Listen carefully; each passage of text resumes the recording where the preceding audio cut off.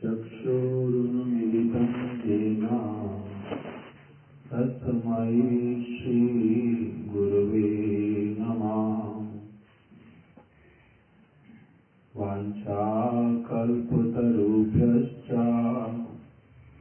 कृपासिन्धुभ्य एव च पतितानां पावनेभ्यो वैष्णवेभ्यो नमो नमः। नमो महावदन्याय कृष्ण प्रेम प्रदायते कृष्णाय कृष्ण चैतन्य नामिने गौरात्विषे नमः।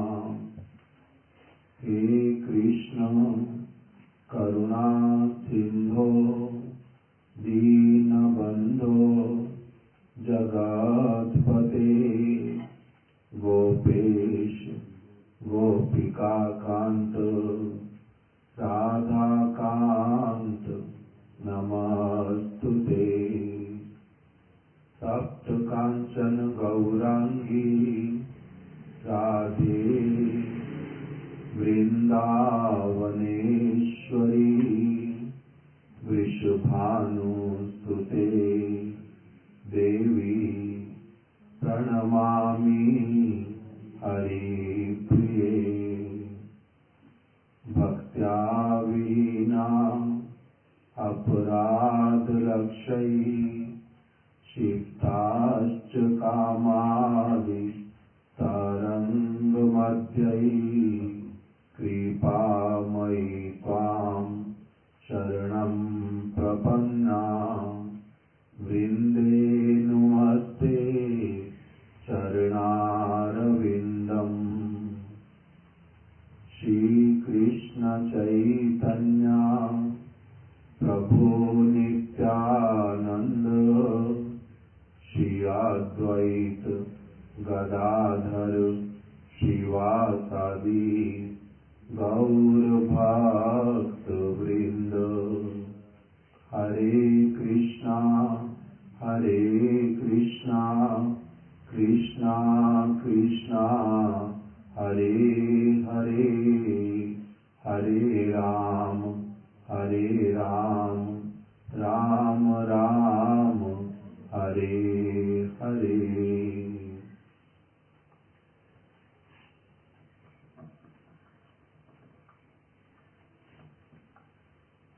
हम लोग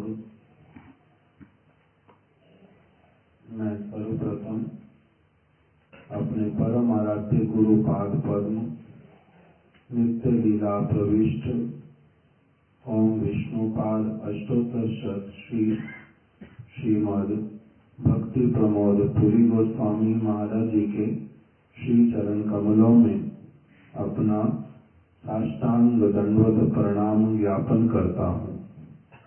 तत्पश्चात अपने शिक्षा गुरु पाद पद्म नित्य लीला प्रविष्ट श्रीमद भक्ति वेदांत नारायण गोस्वामी महाराज एवं नित्य लीला प्रविष्ट श्रीमद भक्ति विज्ञान भारती गोस्वामी महाराज जी के अभय चरणों में अपना दंडवत प्रणाम ज्ञापन करता हूँ।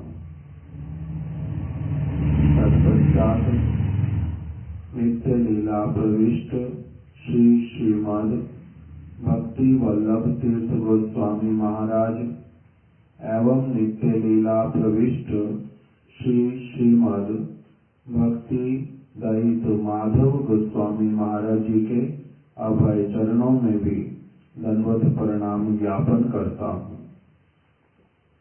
सपरिकर श्री शिला प्रभुपाद जय युक्त हो। शिला गौर किशोर दास बाबा जी महाराज, सच्चिदानंद शिला भक्ति विनोद ठाकुर, शिला जगन्नाथ दास बाबा जी महाराज, रूपानुगा समस्त गुरु वर्गों की जय हो। सपरिकर श्रीमन महाप्रभु श्री श्री राधा कृष्ण जय युक्त हो।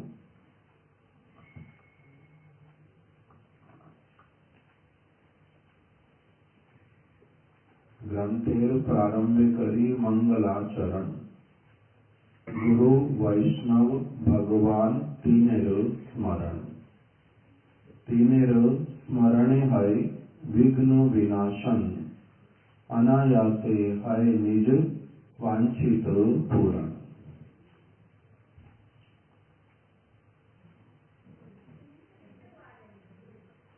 श्री श्रीमद भक्ति वल्लभ तीर्थ गोस्वामी महाराज ये जो वचन अभी हम लोगों ने सुना, इसको बहुत बार दोहराते थे, पुनः पुनः इस बात को समझाते थे। हम लोग जब सबसे पहले कोई भी कार्य करने के लिए प्रस्तुत होते हैं, तो सबसे पहले जो कर्तव्य, उसका नाम है मंगलाचरण, मंगलमय आचरण।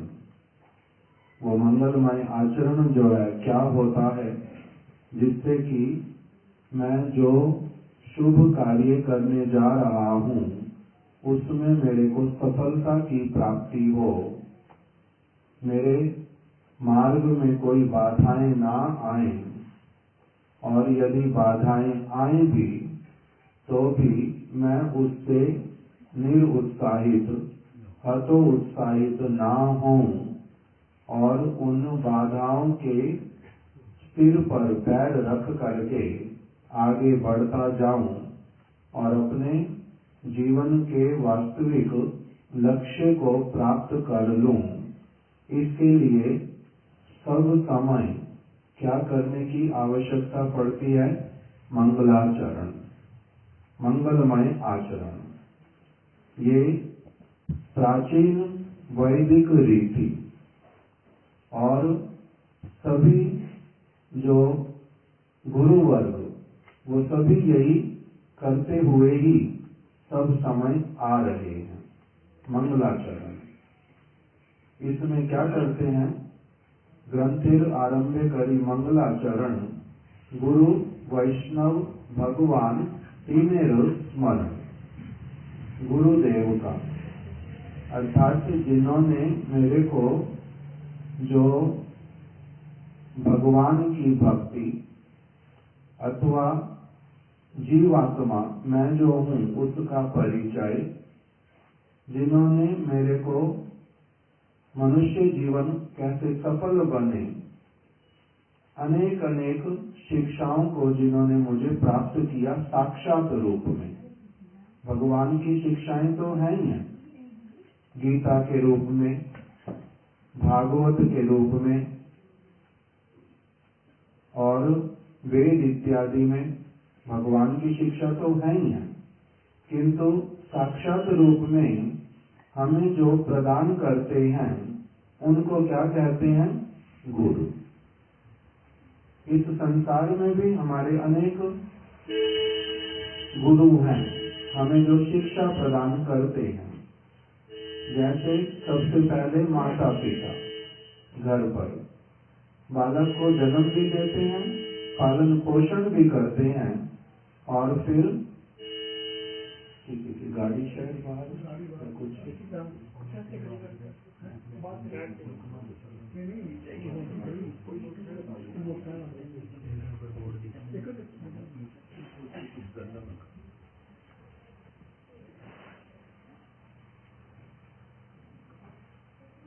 घर में भी हम लोगों को शिक्षा प्राप्त होती है।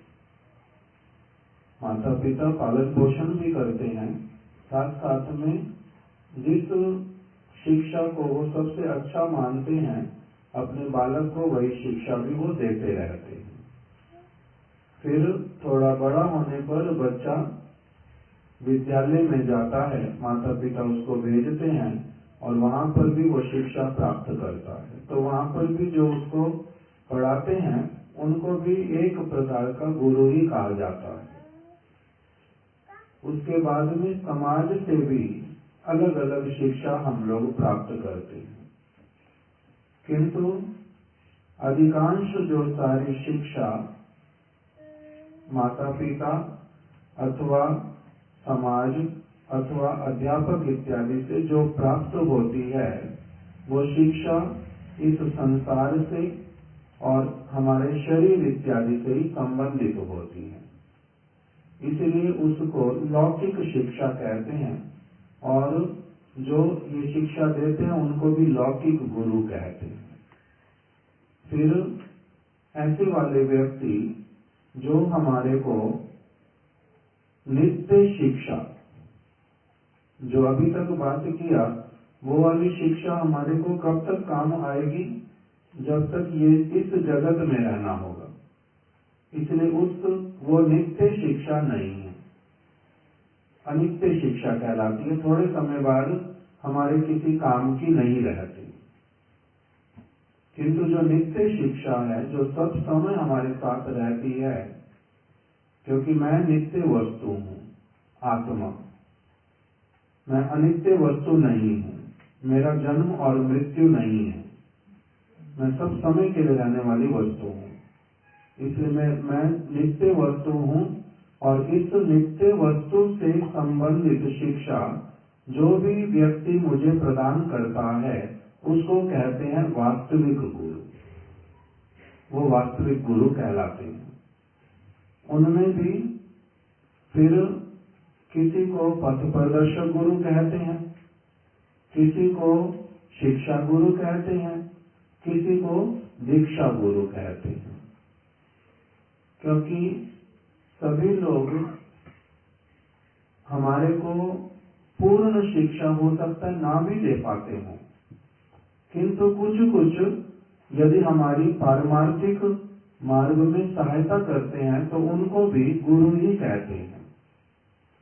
जैसे किसी बच्चे ने 8वीं तक पढ़ाई की है, अभी 9वीं में जाएगा, किंतु वो कभी कभी दूसरी क्लास के बच्चे को, चौथी क्लास के बच्चे को, वो जो उसने सीखा हुआ है वो उनको पढ़ा सकता है।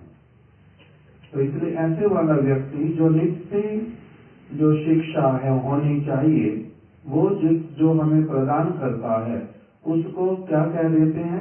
कोई बहुत थोड़ी सी अगर प्रदान करता है तो उसको कहते हैं पथ प्रदर्शक गुरु। जैसे हमारे को सड़क पर चलते हुए किसी जगह पर इच्छा है, जाना है, किंतु रास्ता पता नहीं है, तो हम किसी से पूछ लेते हैं कि भाई मेरे को ये वाला रास्ता जो है बता दो। तो जो दिखला देता है वो रास्ता, उसने बाकी कुछ भी नहीं किया, वो भी एक प्रकार का क्या बन जाता है? पथ प्रदर्शक गुरु।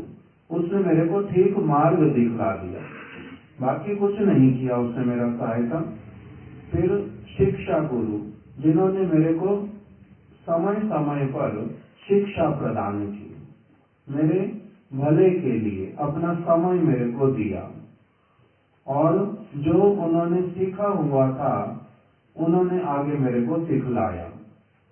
तो इनको कहते हैं शिक्षा गुरु। ये अधिकांश हम लोग लेते शिक्षा गुरु को जो जीवंत रूप में, भगवान भी गुरु हैं, और उनके बहुत सारे भक्त लोग जो समय समय पर इस जगत में भगवान की संबंधित शिक्षा दे गए हैं, वो सारे लोग भी शिक्षा गुरु ही कहलाते हैं।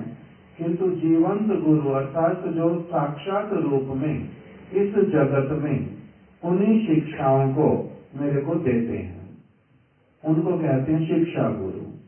फिर एक होते हैं दीक्षा गुरु, जो क्या करते हैं? मेरे को मंत्र इत्यादि प्रदान करते हैं और मेरा भगवान के साथ में संबंध पूरी तरह से जोड़ देते हैं, उनको कहते हैं दीक्षा गुरु। तो इन सब के लिए ही वास्तविक रूप में जो मेरे को परमार्थ की शिक्षा प्रदान करते हैं, इन्हीं के लिए क्या करते हैं? सबसे पहले मंगलाचरण। ग्रंथेर आरंभे करी मंगलाचरण, गुरु वैष्णव भगवान तीनेर स्मरण। मैं सबसे पहले गुरुदेव का स्मरण करता हूँ, जिन्होंने मेरे को अच्छे मार्ग पर चलाया, जिन्होंने मुझे ऐसी शिक्षा दी जिससे मेरा अज्ञान चला गया अथवा अज्ञान धीरे धीरे जा रहा है, जिससे मैं अच्छे और बुरे में अंतर करना सीख पा रहा हूं। इनको कहते हैं गुरु। और फिर वैष्णव, अर्थात वैष्णव में भी फिर बहुत प्रकार के स्तर हैं। कुछ ऐसे लोग जो मेरे को अपना साथ दे करके भक्ति में मेरे को आगे बढ़ाते रहते हैं। जैसे कक्षा में बहुत सारे बच्चे एक साथ में पढ़ते हैं, तो वो एक दूसरे की क्या करते हैं, सहायता करते हैं। कभी परस्पर में खेलते हैं, वार्तालाप करते हैं, जो नहीं समझ आता उसकी बात करते हैं, कोई असुविधा हो तो उसमें सहायता करते हैं। तो इन सबको फिर क्या कहते हैं, वैष्णव। ये सभी वैष्णव। अथवा मेरे गुरुदेव जिन्होंने मुझे मंत्र इत्यादि दिया, उनके साथ में अथवा उनके भी समस्त जो गुरु वर्ग हैं, इन सबको वैष्णवों को एक साथ में कहते हैं शिक्षा गुरु। ये वैष्णव भी कहलाते हैं सभी के सभी, विष्णु के भक्त। इसीलिए गुरु, वैष्णव, भगवान। फिर भगवान कौन है, उनके विषय में ठीक से समझा भी देते हैं और फिर उनके चरणों का शरण लेने की जो मेरे को शिक्षा देते हैं। इसलिए गुरु, वैष्णव, भगवान। भगवान कौन है, इसके विषय में जो शास्त्र और समस्त गुरु वर्ग और भगवान भी भगवद गीता में अपने विषय में बतलाते हैं कि मैं ही कौन हूं। कृष्ण कहते हैं अर्जुन के समक्ष, अहम सर्वस्व प्रभु, मैं ही सभी का प्रभु हूं। मत्ता सर्वम प्रवर्तते, मुझसे ही सब कुछ प्रकटित होता है। इति मत्वा भजन्ते माम बुद्धा भाव समन्विता। इसी बात में दृढ़ विश्वास करके बुद्धिमान व्यक्ति वो मेरी ही शरण ग्रहण करता है। नहीं तो इस जगत से, माया से किसी का पार पा पाना बड़ा कठिन है। जो मेरी शरण ग्रहण करता है वही इसको पार पा पाता है। दैवी ऐसा गुणमयी मम माया दुरत्तया, माम एवं जे प्रपद्यन्ते माया मेताम तरन्ति ते। ये जो मेरी इस जगत में बनाई हुई मेरी जो माया है, उसको पार पा पाना बड़ा कठिन है। किंतु जो मेरी शरण ग्रहण करता है, अर्थात मेरे निकट आता है, मेरी बात को सुनता है, समझता है, आगे फिर उसी पर विश्वास करके उस पर चलता है, तो इसको नाम हो जाता शरण लेना। तब वो क्या कर जाता है, इस माया से पार पा जाता है, नहीं तो वो पार नहीं पा पाता। तो इस प्रकार से और भागवत में भी बतला दिया, एते च अंश कलापुंस कृष्णस्तु भगवान स्वयं। जो राम, नरसिंह, वराह, वामन इत्यादि ये सभी भगवान के अंश हैं, अवतार हैं। किंतु स्वयं भगवान जो हैं अवतारी पुरुष, जिनमें से सारे अवतार आते हैं, वो कौन है, कृष्ण।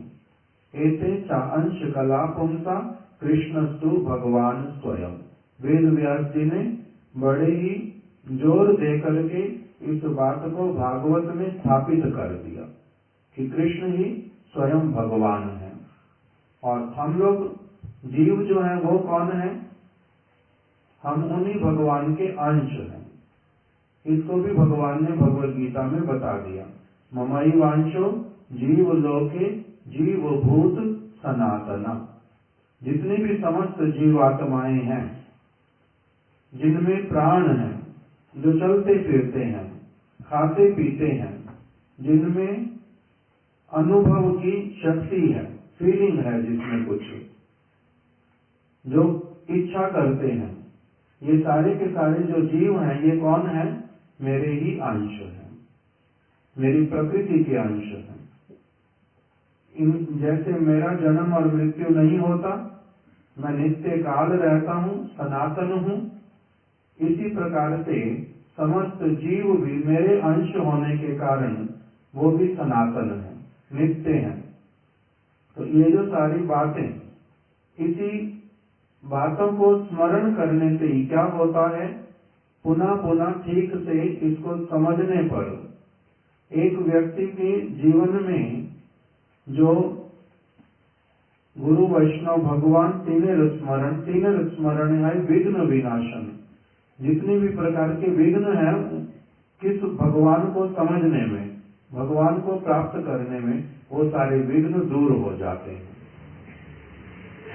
इसीलिए सबसे पहले क्या किया जाता है, मंगलाचरण।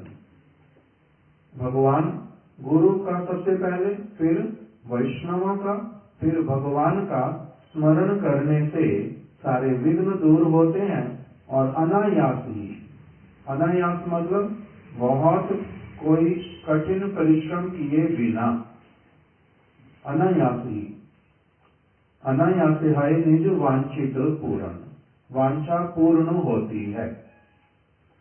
अभी सबसे पहले यदि हम इसी चीज को ही समझें कि हमारी वांछा होनी क्या चाहिए, किस वस्तु की वांछा होनी चाहिए। इस जगत में ऐसे तो अनेकों लोगों की अनेकों वांछाएं हैं, अनेक लोगों की अनेक वांछा है, किंतु शुद्ध वांछा, वास्तविक वांछा, वांछा अभिलाषा होनी क्या चाहिए।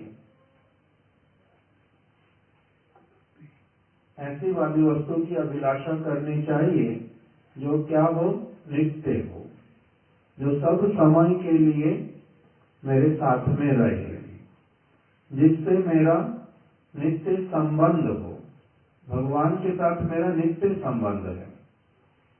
सनातन गोस्वामी जी श्री चैतन्य महाप्रभु के एक परिकर, श्री चैतन्य महाप्रभु से उनका भेंट हुआ दूसरी बार वाराणसी में। चैतन्य महाप्रभु वो सन्यासी उस समय बन चुके थे, सन्यास हो गया था और एक स्थान से दूसरे स्थान पर भ्रमण करते थे। वो वाराणसी में पहुंचे हुए थे और दूसरी तरफ से सनातन गोस्वामी वो भी पहले हुसैन शाह बादशाह के प्रधानमंत्री थे, बंगाल के प्रधानमंत्री थे उस समय, लगभग 525-30 वर्ष पहले की बात। प्रधानमंत्री के पद को छोड़ करके आए थे। चैतन्य महाप्रभु का संग हुआ और उनके संग के प्रभाव से उनके मन में इच्छा जागृत हो गई कि मैं अब घर संसार इत्यादि वाली जो सारी वस्तुएं, उसमें मैं फंस करके नहीं रहूंगा। मैं भगवान श्री कृष्ण का भजन करूंगा। किस लिए भजन करूंगा भगवान श्री कृष्ण का? क्योंकि भगवान ने ही मेरे को आंख, नाक, कान, पैर, मुख इत्यादि वाला ये जो शरीर है, ये भगवान ने ही दिया है। और जिन सारी चीजों से ये शरीर बना हुआ है वो भी भगवान ने बनाई है। मिट्टी, पानी, अग्नि, वायु, आकाश, भगवान ने ही मेरे को शरीर दिया है। शरीर जिन तत्वों से बना है वो भी भगवान ने बनाए हैं। मेरे को मन, बुद्धि इत्यादि भी भगवान ने ही दिया है। आत्मा का भी नित्य संबंध भगवान के साथ में है।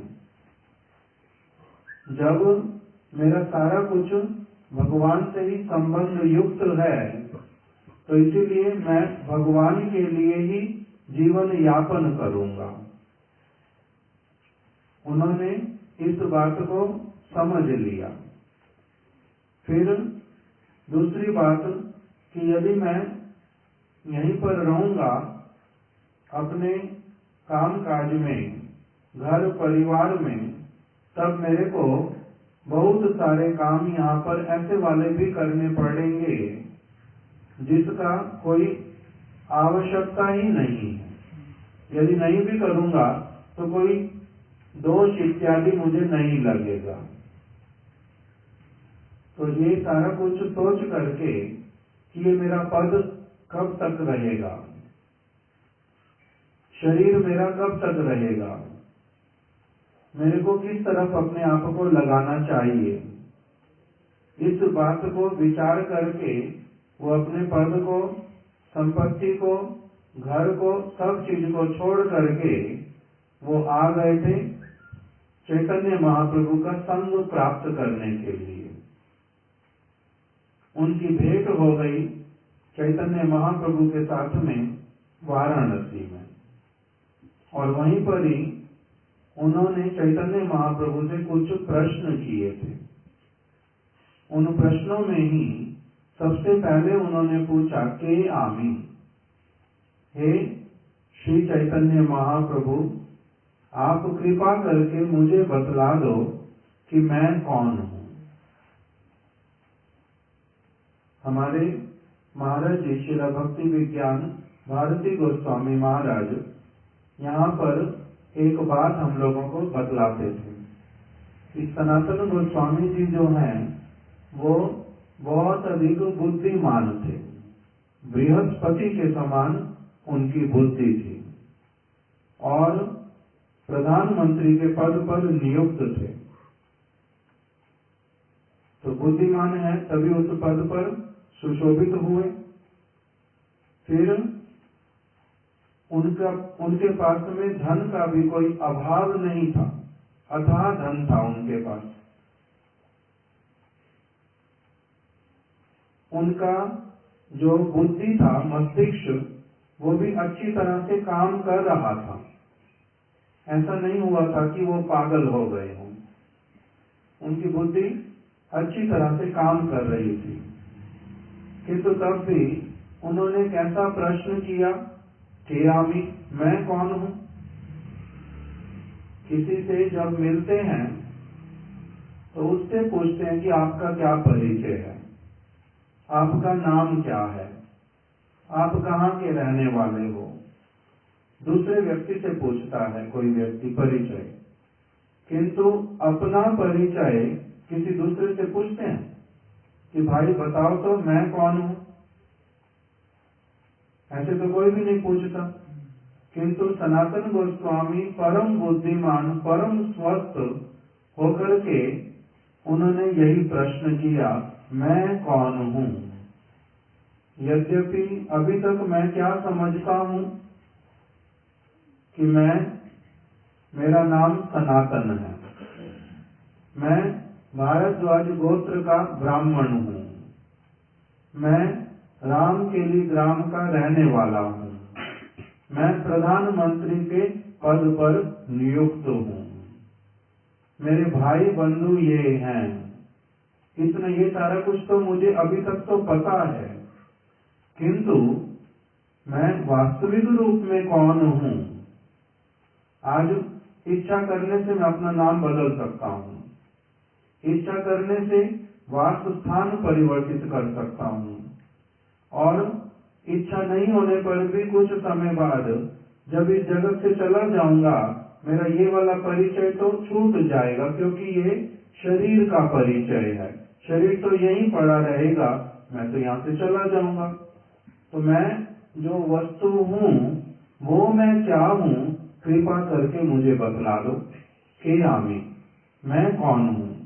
क्या शरीर को मैं कहते हैं, मन को मैं कहते हैं, आत्मा को मैं कहते हैं, किस चीज को कहते हैं मैं, और वो चीज जो है वो देखने में कैसी है, आकार कैसा है उसका। क्योंकि मैं बचपन में एक प्रकार का दिखाई देता था, फिर थोड़ा बड़ा हुआ मेरा शरीर बदल गया, फिर मैं और बड़ा हुआ मेरा शरीर फिर बदल गया।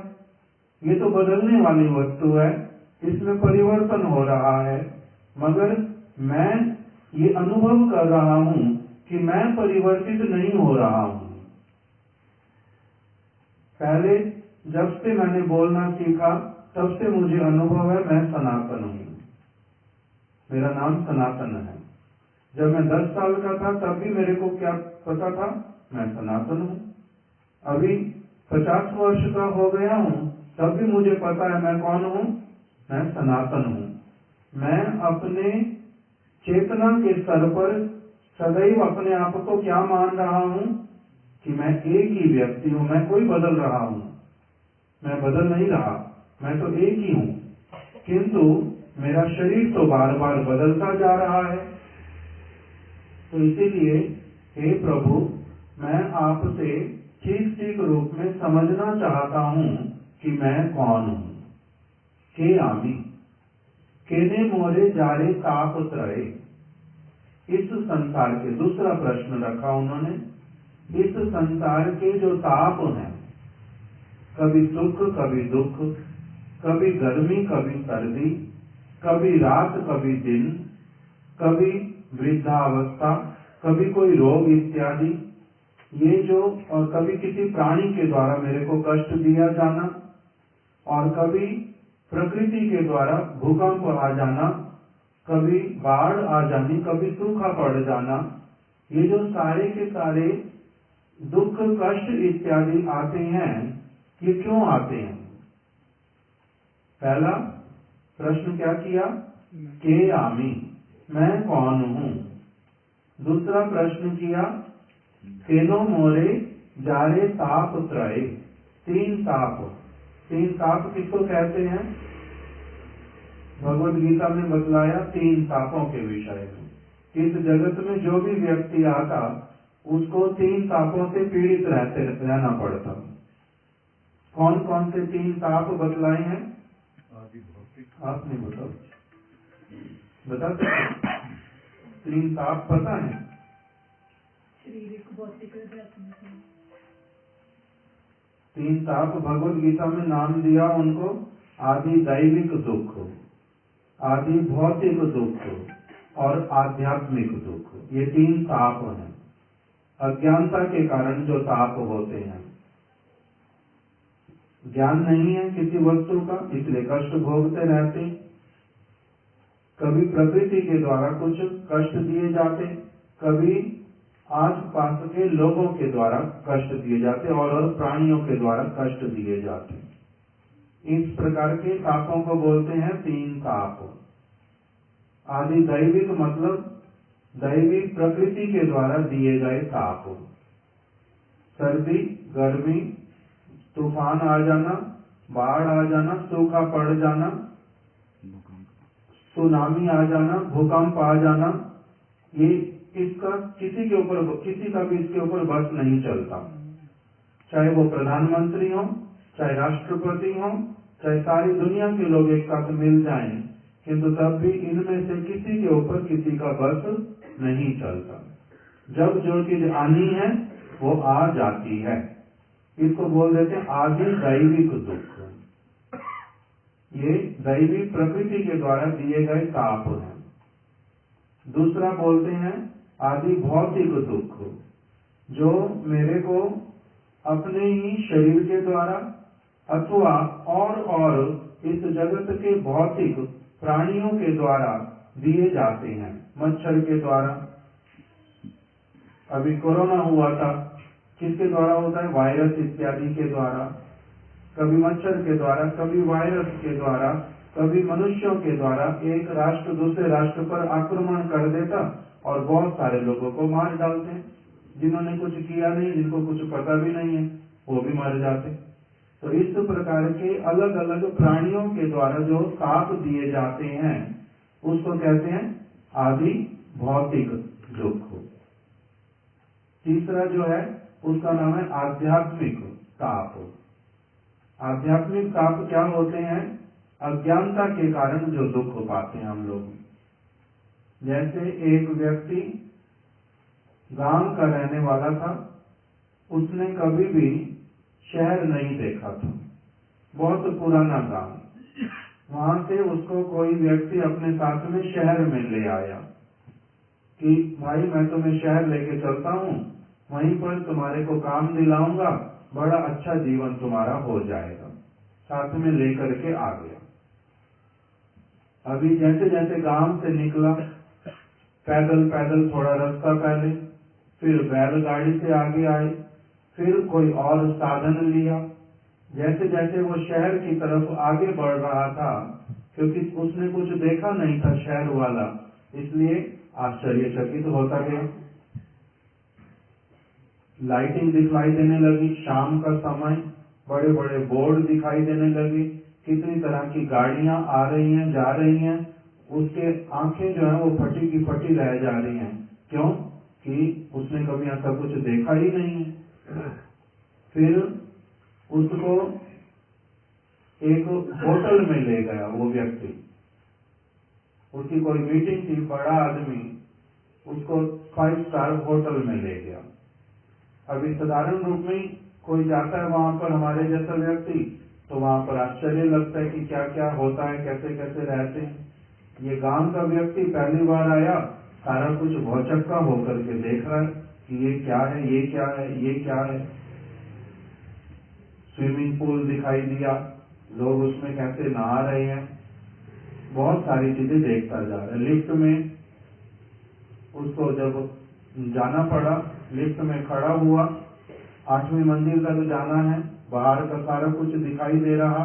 लिफ्ट जैसे ही चली, एकदम से लिफ्ट को पकड़ लिया कि ये क्या, एकदम से पता कुछ नहीं है, तो डर गया, लिफ्ट को पकड़ लिया, कमरे में पहुंच गया, मुख से भी कोई शब्द नहीं निकल रहा।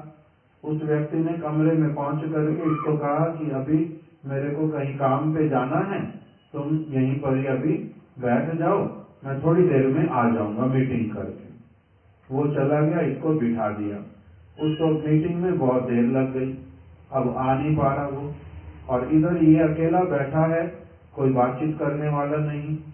एक जगह से उठ करके दूसरी जगह भी नहीं जा रहा। क्यों? कि ये लिफ्ट की तरह यहाँ की जमीन चलना ना शुरू कर दे, क्योंकि ये तो गांव नहीं है। मन में क्या है, ये तो दूसरी जगह है, अभी अगर चलना शुरू कर देगी तो क्या होगा, मैं कैसे रोकूंगा इसको। उसने तो रोक दिया था। पानी पीने की इच्छा है, सामने दिखाई दे रहा है, पानी रखा है, बॉटल्स दिखाई दे रही हैं, रेफ्रिजरेटर दिखाई दे रहा है, किंतु उठ करके लेने की हिम्मत नहीं हो रही। क्यों? ये अज्ञानता है कि ये पर्स चलता नहीं है, इससे भयभीत हो रहा। मल मूत्र त्याग करने की इच्छा है, बड़े कष्ट से उसको भी सहन करके बैठा, उठता नहीं। अब जब वो व्यक्ति आ गया, उसको देखने के साथ साथ में एकदम से बड़ी जोर से रोने लग गया।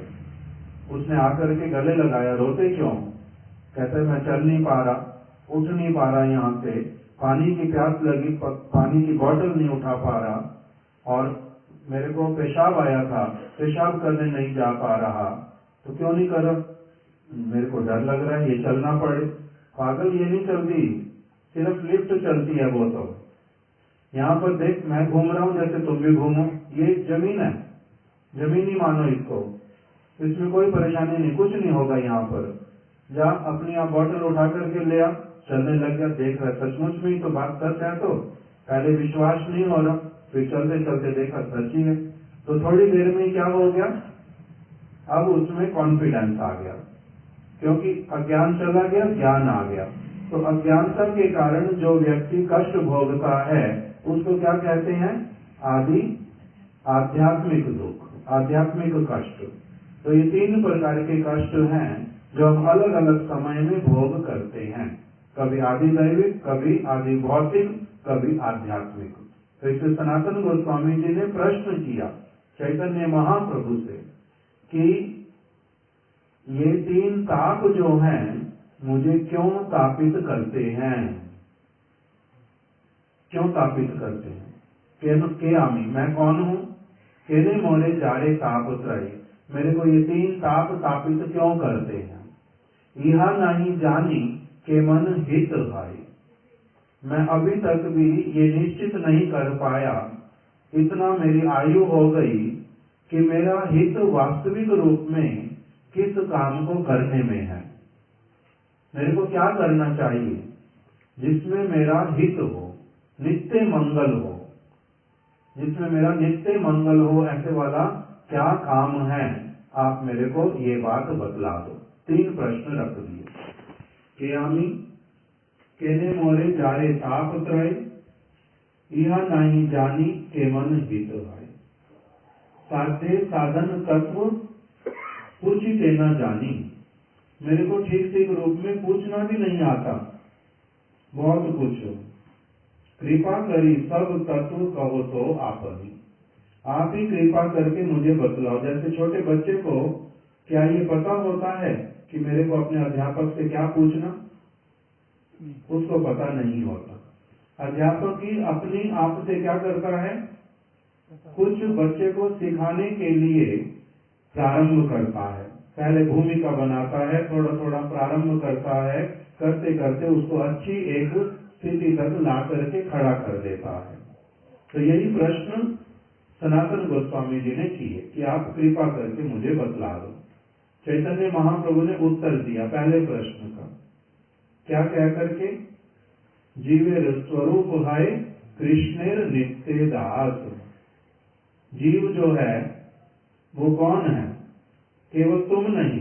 सनातन गोस्वामी जी ने तो प्रश्न क्या किया था, के आमी, मैं कौन हूँ। और चैतन्य महाप्रभु ने कि केवल तुम नहीं, जितनी सारी इस जगत में जीव आत्माएं हैं, जिनमें प्राण है, जो खाते पीते हैं, ये सभी के सभी कौन है, जीवेर स्वरूप है कृष्णेर नित्य दास। ये श्री कृष्ण के सभी नित्य दास हैं। कृष्ण के नित्य दास का अर्थ क्या होता है, भगवान के सेवक हैं और भगवान की सेवा को करके ही वास्तविक रूप में आनंदित रह सकते हैं, हो सकते हैं। जीवेर स्वरूप है कृष्ण नित्य दास। भगवान ने भी यही बात बतलाई भगवद गीता में, जो पहले सुन लिया, ममई वांशो जीवलोके जीवभूत सनातना। सभी जीव जो है मेरे ही अंश हैं। और वही चैतन्य महाप्रभु ने कहा, भगवान की बात को ही रिपीट किया दूसरे शब्दों में।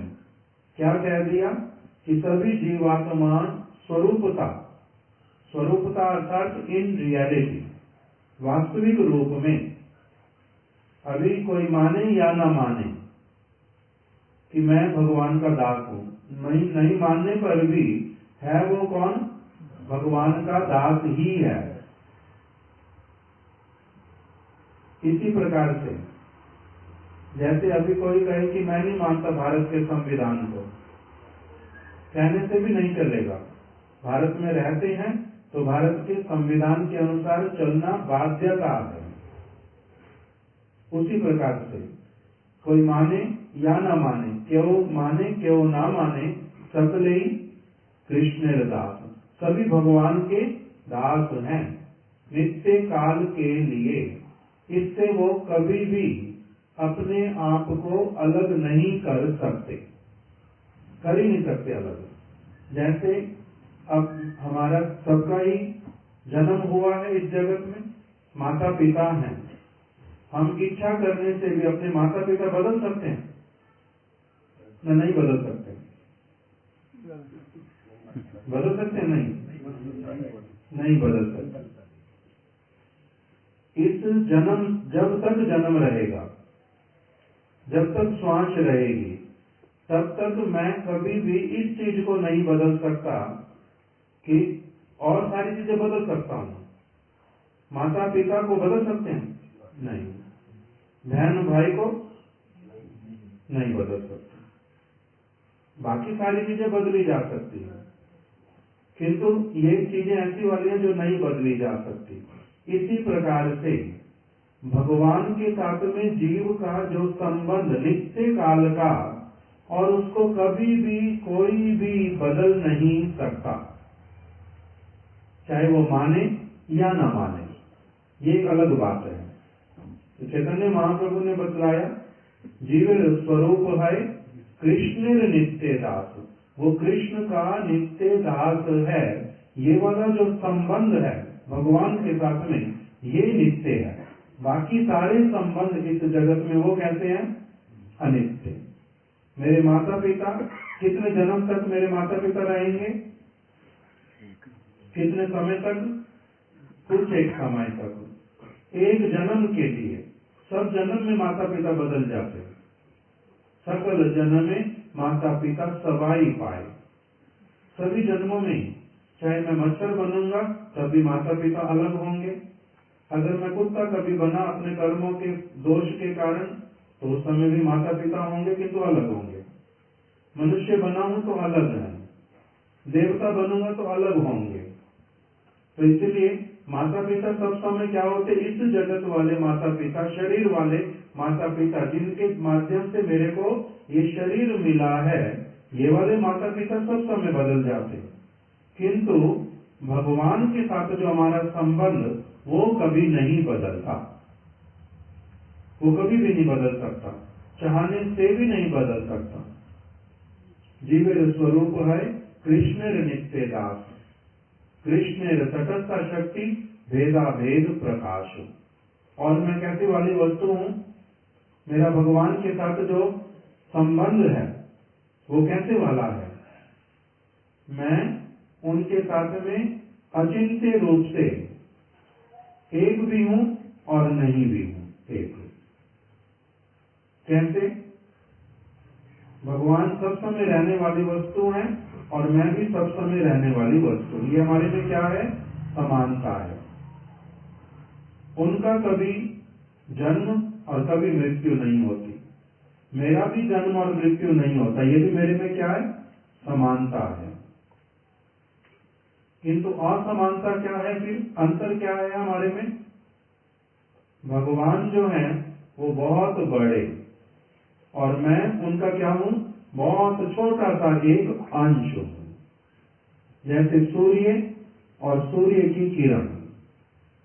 सूर्य बहुत बड़ा है और उसकी एक किरण भी जो है वो सूर्य की ही, सूर्य से ही निकली है। उसमें भी ताप है, उसमें भी प्रकाश है, किंतु जितना सूर्य में है और जो किरण में है उसमें क्या है? बहुत अधिक अंतर है। तो इसी प्रकार से मेरे में और भगवान में क्या है? ये अंतर है कि वो बहुत बड़े और मैं बहुत छोटा। और क्या अंतर है? वो मेरे प्रभु, मेरे ओरिजिन, और मैं उनका दास हूं। ये मेरे में अंतर है। तो इसलिए ये परिचय कराया चैतन्य महाप्रभु ने सनातन गोस्वामी को। तुम कौन हो? भगवान के नित्य दास हो और भगवान के जैसे भी तुम्हारे में कुछ चीजें हैं, समानता है तुम्हारे में, अर्थात सभी जीवों में, और उनसे कुछ अंतर भी है। फिर मेरे को ये दुख क्यों भोग करने पड़ते हैं इस संसार में? 3 ताप जो बतलाए पहले, उसके लिए चैतन्य महाप्रभु ने उत्तर दिया, कृष्ण भूली तेई जीव अनादि बहिर्मुख, अतएव माया तारे दे संसार दुख। कृष्ण भूली, हम लोग जब कृष्ण को भुला देते हैं, उस तरफ नहीं देखते, कृष्ण की तरफ, कृष्ण की बात को नहीं सुनते, तब फिर हमें क्या होता है? कृष्ण भूली से ही जीव अनादि बहिर्मुख। जब भगवान से बहिर्मुख हो जाते हैं, उसी समय क्या करती है माया? हमारे को पकड़ लेती है और 3 ताप देकर के हमारे को कष्ट भोग करवाती है। जैसे कोई भी माता पिता चाहता है कि उसका बच्चा उसका कहना ना माने, उसके अनुसार ना चले, किंतु तब भी क्या बच्चे को मजबूर कर सकते हैं कि सब समय मेरे अनुसार ही चलो? मजबूर नहीं कर सकते। क्यों? क्योंकि बच्चा जो है उसकी अपनी भी एक सत्ता है। इसी प्रकार से भगवान ने हम लोगों को, वो हमारे ओरिजिन तो हैं, किंतु भगवान ने हम लोगों को अलग से एक सत्ता भी प्रदान की है। इसीलिए यदि हम भगवान के अनुसार चलते हैं तब तो अलग होता है, तब तो सारा कुछ मंगलमय शुभ होता है। और जब हम उनकी बात नहीं सुन करके अपने अनुसार कुछ करने जाते हैं, तब उसके द्वारा क्या होता है, हम लोग किसी असुविधा में पड़ते हैं। और उसी का नाम ही क्या है, माया। उसी का नाम ही है तीन ताप इत्यादि भोग करना। कृष्ण भूली, कृष्ण की बात के अनुसार नहीं चलने पर, जैसे माता पिता की बात नहीं मानता, जब तक बच्चा छोटा है तब तक माता पिता क्या करते हैं, नहीं मानने पर उसको कुछ सजा देते हैं, दंड देते हैं। कभी तो क्या करते हैं, कान पकड़ के मरोड़ देते हैं, कभी थप्पड़ लगाते हैं, कभी अच्छा काम करता तो शाबाश भी देते हैं, पुरस्कार भी ला करके देते हैं, कभी कभी स्टोर में बंद भी कर देते हैं, अलग अलग चीजें करते हैं ना। तो उसी प्रकार से भगवान कह रहे हैं कि चैतन्य महाप्रभु उत्तर दे रहे हैं सनातन गोस्वामी को, ऐसे तो तुम भगवान के ही अंश हो, भगवान की संतान हो। भगवान अपनी संतान को सभी को प्यार करते हैं, बहुत अधिक, उसको कष्ट नहीं देना चाहते। कोई भी व्यक्ति अपने बालक को कष्ट नहीं पहुंचाना चाहता, तो फिर भगवान का तो कहना ही क्या। भगवान क्यों किसी बालक को कष्ट पहुंचाएंगे, कष्ट नहीं पहुंचाना चाहते। फिर जो कष्ट दिखलाई देते हैं वो क्या है, वही है जैसे पिता माता अपने बच्चे को सुधारने के लिए, उसके मंगल के लिए, उसको कुछ शिक्षा देने के लिए अच्छी वाली, उसको अलग अलग प्रकार का दंड देते हैं। उसी प्रकार से भगवान भी जो है वो इस जीव आत्मा को क्या करते हैं, कुछ कुछ दंड दे करके अपनी ओर खींचते हैं, अपनी बात उससे मनवाते हैं। क्यों? क्योंकि वही बात मानना ही बच्चे का, उसी बात को मानने में ही बच्चे का मंगल है, इसीलिए उसको करवाते हैं। तो कहते हैं भगवान कष्ट कैसे देते हैं, माया कैसे कष्ट देती है, भगवान के कहने पर माया करती है, अपनी आप से नहीं करती। जैसे किसी किसी के घर में नौकर नौकरानी इत्यादि हैं, तो पिता जो है बच्चे से नाराज हो गया, बच्चे ने कुछ ऐसा काम किया, तो पिता जो है वो नौकरानी को बोलता है जाओ इसको लेकर के स्टोर में बंद कर दो। तो वो स्टोर में बंद कर देती है उसको। तो किसने बंद किया, नौकरानी ने दिखलाई दे रहा है, किंतु करवाया किसने वास्तविक रूप में, भगवान ने, माता पिता ने करवाया। तो इसी प्रकार से भगवान अपने बच्चे को ही सुधारने के लिए अपनी नौकरानी माया को कहते हैं कि इसको तुम ये वाला दंड दो, ताकि इसकी बुद्धि ठीक हो, ये अच्छे मार्ग पर चले। किसी को ही कह दिया कि जीवेर स्वरूप है कृष्ण नित्य दास, कृष्ण तटस्थ शक्ति वेदा वेद प्रकाश। कृष्ण भूलि से जीव अनादि बहिर्मुख, अतएव माया कार्य दे संसार दुख। इसलिए माया देवी जो उसको संसार रूपी दुख देती है। क्या संसार रूपी दुख है, कबू स्वर्ग उठाए कबू नर के डुबाए, दंडे जने राजा जेनो नदी ते चुबाए।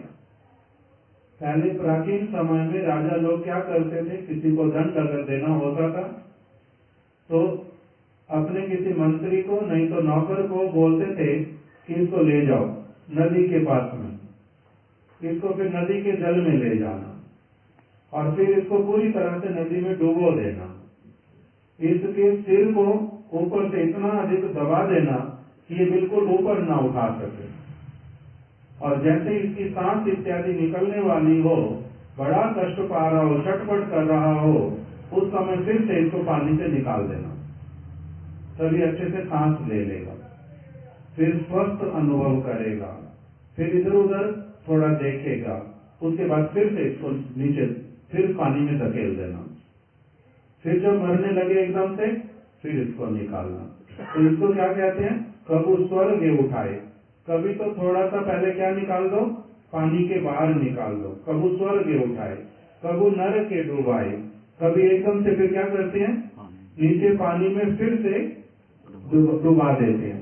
कबू स्वर्ग के उठाए, कबू नर के डुबाए, दंडे जने राजा जेनो नदी पे चुबाए।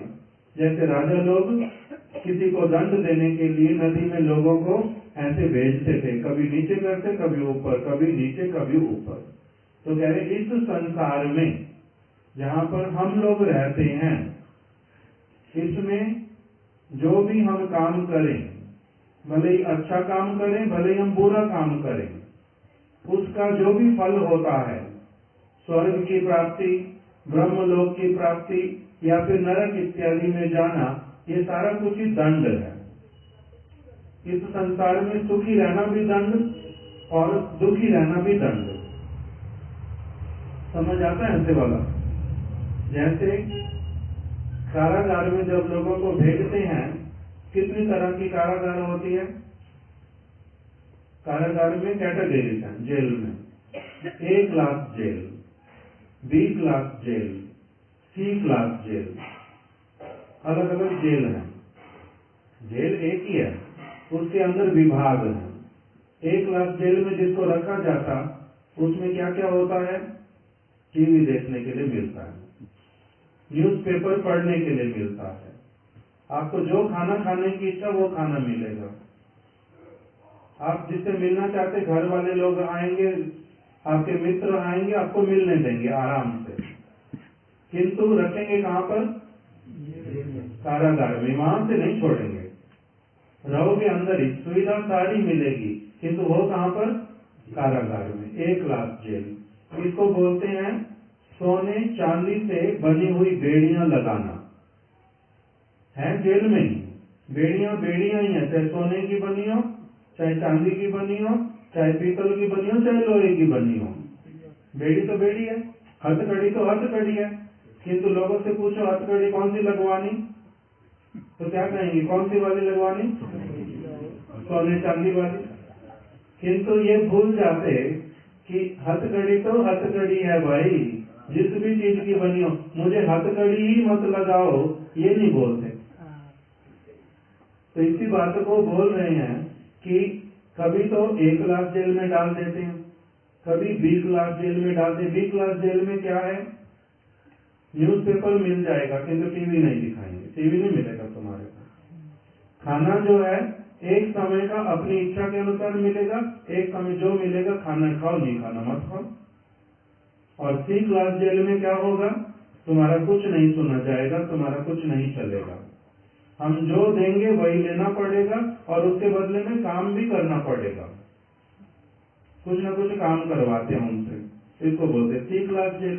तो महाप्रभु ने यही सनातन गोस्वामी जी को बतलाया कि कृष्ण को जब एक व्यक्ति भूल जाता है, तो कृष्ण ही अपने बालक को सुधारने के लिए अपनी ही दासी माया को कहते हैं, इसको तुम क्या करो, 3 तापों में इसको कष्ट पहुंचाओ, 3 ताप इसको प्रदान करो, कभी इसको स्वर्ग में ले जाओ, कभी इसको नरक में ले जाओ। और इस प्रकार से स्वर्ग भी जो है वो कष्टकारी, ये समझ आता है क्या हमारे को? सुख इस संसार में मिलते वो भी कष्टकारी, ये समझ आता है? दुख तो समझ आते हैं, किंतु सुख भी दुख है ये नहीं समझ आता। हमारे महाराज जी इसको उदाहरण के द्वारा समझाते थे कि एक व्यक्ति को हम कोई मारना चाहता है, जान से मारना चाहता है, खत्म कर देना चाहता है, तो 2 तरह से मार सकते हैं। भूखा रख करके भी मार सकते, खिला खिला करके भी मार सकते। भूखा रख के कैसे मारते हैं? कमरे में बंद कर दो, खाना पीना मत दो, अंधकार में कमरे में बंद कर दो, जितना चिल्लाए चिल्लाता रहे, आवाज जाएगी नहीं बाहर, ऐसे वाले स्थान पे बंद कर दो, कोई नहीं आएगा सहायता करने के लिए। तो इस तरह से कितना दिन जीवित रहेगा? बिना पानी बिना खाने के मर जाएगा।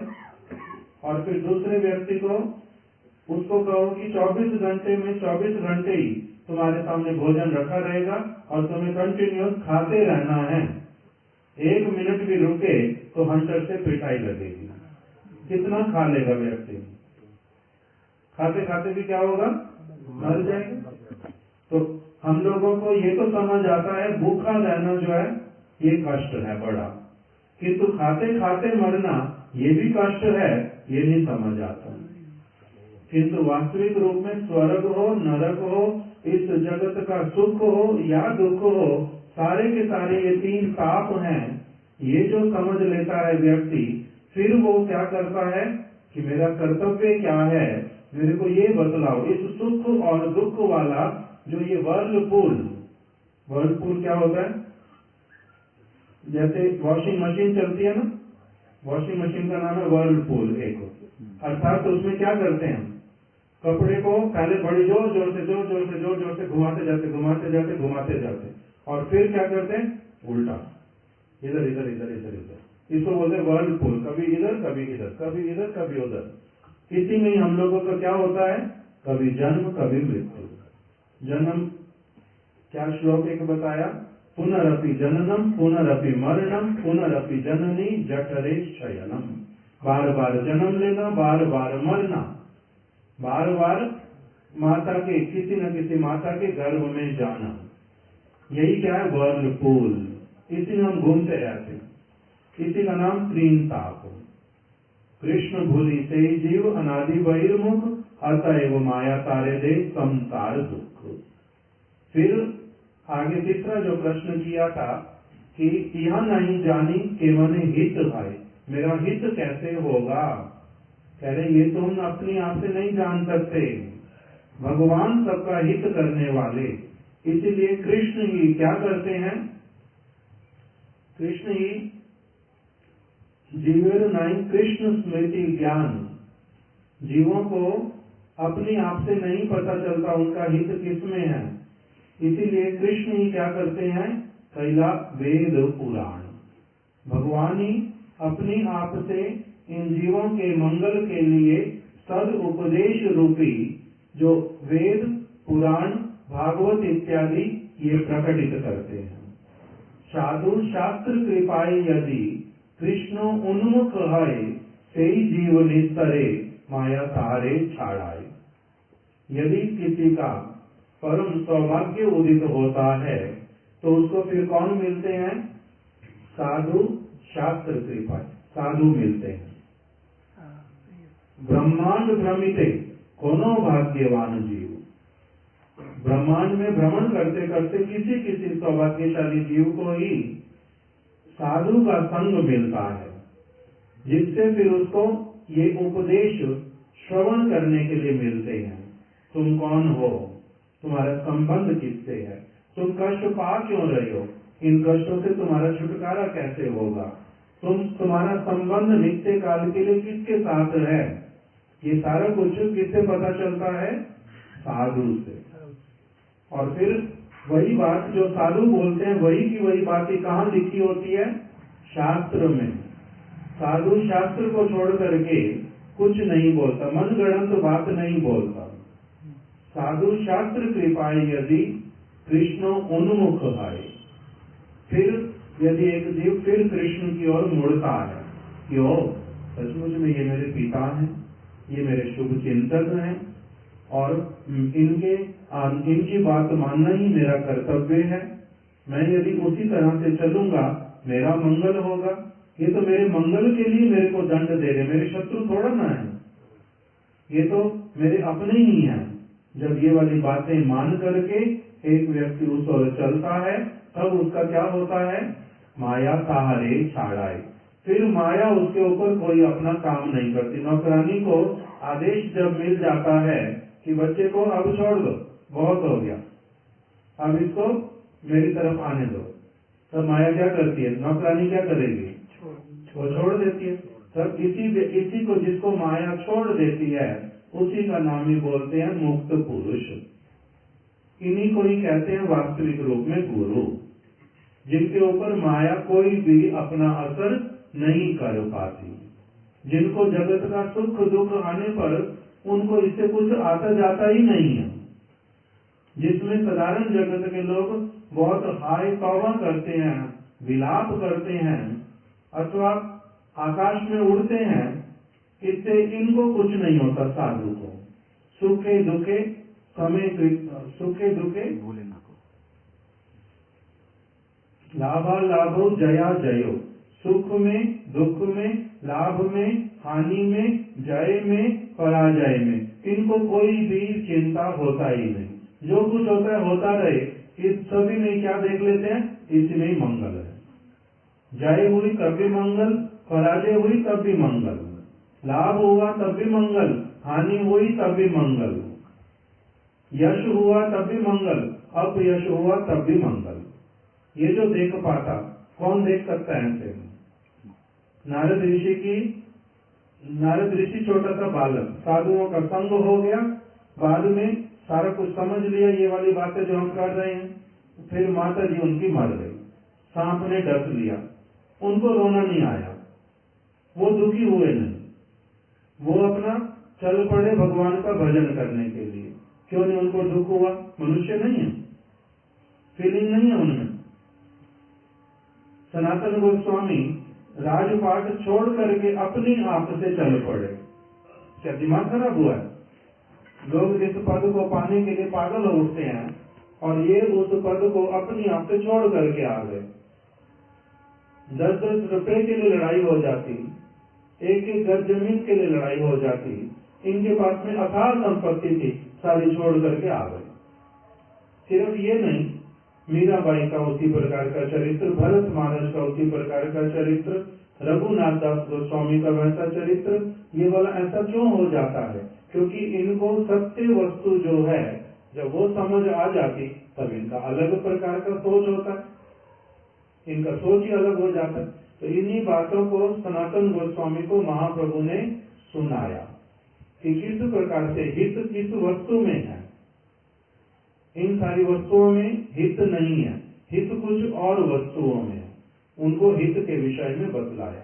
और फिर साध्य और साधन क्या है, अर्थात जीव आत्मा का वास्तविक जो प्राप्त करने वाला वस्तु, किस चीज के लिए उसको पागल होना चाहिए, किस चीज के लिए उसको सारे काम करने चाहिए, वो क्या है? भगवान को साक्षात रूप में प्राप्त करना, उनकी प्रसन्नता को प्राप्त करना, उनके साथ रहना, उनके साथ में ही खाना पीना उठना बैठना सारे व्यवहार करना, जन्म मृत्यु के चक्र से निकल जाना और अपने नित्य स्थान पर पहुंच जाना। ये क्या है?